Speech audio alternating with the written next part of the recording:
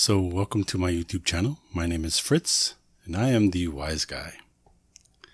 So welcome you back to the YouTube channel.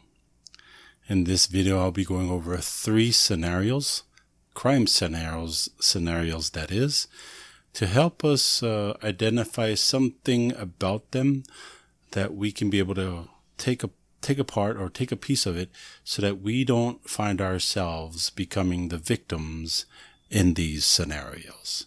All right, so let's dive in and see what we can be able to pull out from them. All right, so here we go. All right, so just a little bit about myself. I was born and raised on the island of Oahu. By age 25, I got married to my beautiful wife, Lisa. And by the age of 26, we had our first little baby boy. So at that time, I became full-fledged a husband, a stepdad to 3 awesome stepchildren, and a bouncing little baby boy. Sooner than later, we found ourselves moving to Las Vegas. It was because my pastors, who have encouraged my relationship with God, was moving, and they moved up here. And so I wanted to be where they were going. And so we've been here for over 20 years, 20 plus years. And so this has been our home. So I know for myself, I found my, what do you probably say is described as the calling. It didn't happen all at once. I know I was trying to become a police officer. At the same time, I had a passion for becoming a real estate agent because I like welcoming people, and the police officer side, I liked protecting and making sure that people were safe. After several years, I was doing the security job, and then I became a supervisor. And then I realized, wow, look at this. It had to have been God to reveal that to me. I'm doing both at one time, and still I'm able to provide for my family.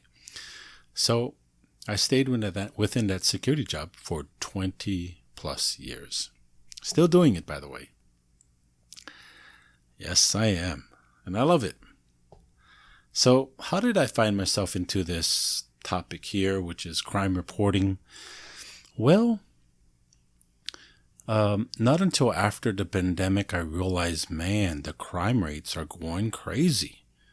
I mean, with all the riots that was happening, and it was like and of course, with the transitioning of administrations, it just catapulted stuff. I mean, people almost didn't really care what they were doing, robbing people, stealing things and stuff like that. And I've spoke about it in my last videos, but I just wanted to kind of give a history or background of where I'm at. So I'm angry about these situations because there seems to be a disregard for life and liberty. And I didn't like that, I didn't like that. And so I noticed that there was an uptick in crimes, and the way it was becoming more and more violent crimes, involving guns, involving people getting shot and killed and those type of things. And this is not good. So this is where I felt passionate about to try and do something to stop it. And so this is where it brings us to today's video.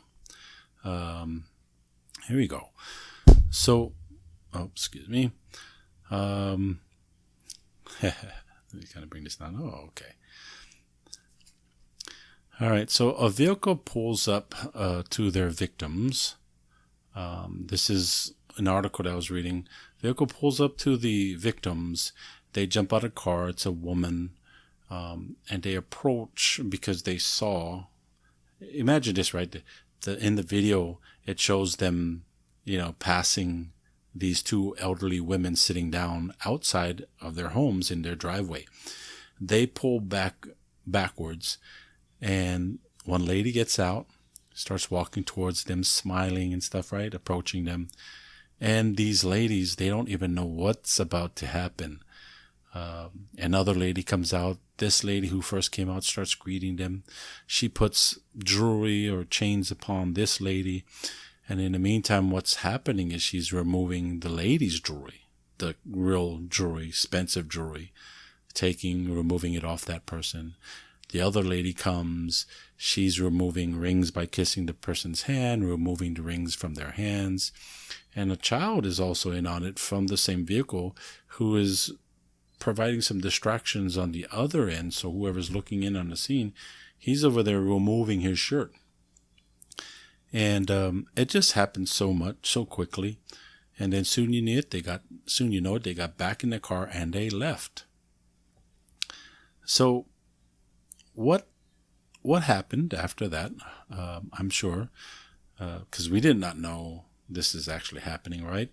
And I don't think the neighbors knew that actually happened until they started reporting it. So that's what's the first thing that happens when there's a crime. There should be some type of reporting. And then after that, the police responded. And they started to find out what's going on, and they had video clips from the house who had their family members sitting outside. The son of the older women was speaking out about the situation too, and you can see it all on the video of what happened, and I already explained what happened, but I wanted to dive into like some information about that. So what could have been done, from the victim's perspective, to avoid this from happening? There's a couple of things that I think we should do if we are in that situation, is to be aware of who you allow in a close proximity of yourself. And when they come, be aware of what's happening, regarding yourself. And I think that should help us, because we don't know who they are. And by allowing them too close to us, it opens us up to anything that could happen. And in this case, they got robbed. So we don't want that. Another thing is, I would look over myself before I go out. When I go out, I know I'll be in public. I know that I'm exposed to anyone and everyone. And anybody who's looking at me might look at my things a certain way. And in this case, these people were looking at the chains, and I saw it as an opportunity to take the chains. Now, they were looking at this person and sizing them up and realizing that they could easily take over this person. It's kind of sad that, when you think about it, oh boy, I wish I was there to deal with the situation, right? And that's the part that I was saying earlier. Like you get angry about this type of situations. I mean, they're old people, and you're going and robbing them. That just sucks, right? So I know you relate with what I'm feeling, and so now it's important for us to start to do something about it. So now, again, look over what you're wearing. Start to double think if you're out and about, if you are with others. It's not so bad, that you guys can be able to handle yourself in case someone else comes and tries to take those things from you. In this case, it was just two old ladies. So they're sitting outside. If you're wearing anything of great value, to protect yourself from those who would love to steal from you. So if you are elderly, you may want to have others you trust around to help protect you. And that's important because, this is not the first time something like this has happened. I actually read how, the suspects or thieves, they would come close to an elderly person, push them down, steal their purse, and run off with their purse.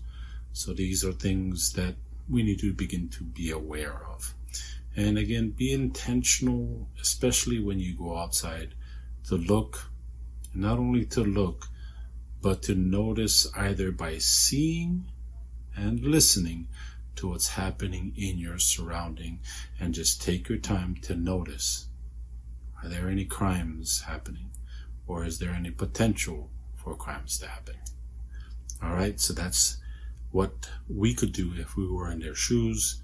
Here's some other things that we could do as a community. And here's a big key when it comes to the community. I just wanted to say, when there's an attack from a wolf coming in to attack sheeps, what the sheeps do is they come together. And when they do come together, what happens, they provide some type of an image to the wolves that there's a big, gigantic sheep. So they have a hard time just attacking the sheep because they're scared as well themselves. It's unpredictable now because it's a big sheep, not just one sheep, little sheep that they can take care of, but now you got a big sheep. So as a community, we provide that big sheep feel when we are dealing with wolves. And that's a good idea to think about it that way. I mean, there's probably better ways to looking at it, but just as a start, this is one way that we can look at it. We need to bind together as a community and start to do a few of these things.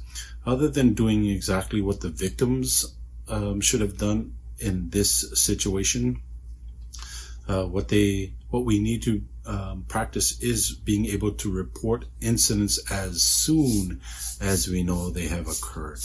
Okay, so that's very important. Be aware of anything else that might be related to the specific incident, such as any noticeable differences on each person. So that way, when you're asked, hey, who can you describe the person to me? If you notice, like a goatee that I'm wearing, his goatee was white. His hair was, well, mine's kind of black and white. So anyways, that's general, right? A big Hawaiian guy, something to that effect, that would draw attention to, the person quickly if the police begins to put out descriptions of the individuals. And in this case, they had a video, which is awesome. So if you don't have video, what's good is to give outstanding differences in descriptions that you can provide. So again, it's what sticks out to you about this person. It could be a smell that they have too, different cologne, strong cologne, hair color, maybe even a deformity too as well. I'm not sure. I'm not going to name any type of deformity, but you know what I'm talking about. Maybe the person had just one arm for whatever reason. That's something noticeable. And anything else that you might think of. Any noticeable differences of the vehicles that they're driving. It's a big green car. I don't know what type. I'm not good with cars, but it's a big green older model car with lots of rust on the back end. All right. Those are good descriptions that's going to help the police provide information so that the suspects who are involved in these situations can be caught and dealt with. Okay. Again, these will be not necessarily only the questions to the victims, but even to the community, as you are part of this person who lives across the street from you, aside from you.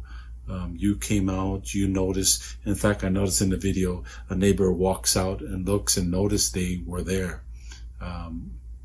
He can give descriptions of the child, maybe.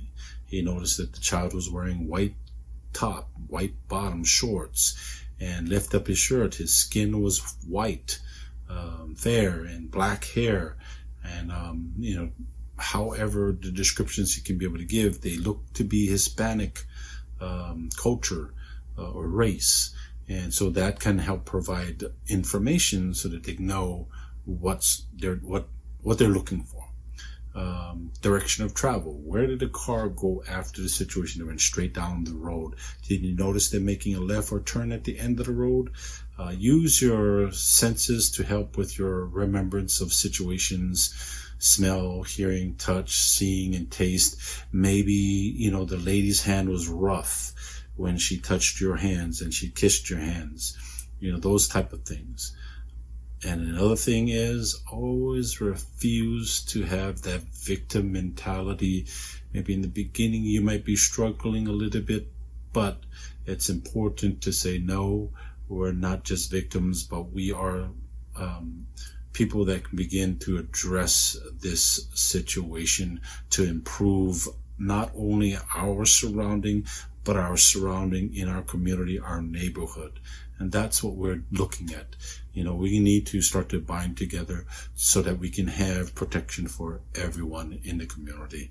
Take a stand for your community as a community. Okay? So it's not just you taking a stand for all your community members and they're not doing the same thing, but it needs to be everyone taking a stand and doing small parts, everyone doing their parts to be able to address the situation. So that's one thing. Scenario number one, we just kind of dealt with it. So a little bit of knowledge can go a long way, but remember, except the Lord builds the house, the laborer labors in vain. Unless the Lord protects the city, the watchman stays awake in vain. Psalms 127:1. Remember that. That should be a verse that stays in your heart, so that when you're building or when you're protecting, unless the Lord is with you doing these things, you do it in vain. Okay? So we definitely don't want to do things in vain. We definitely want to do it because God is with us and we're building and protecting. Okay.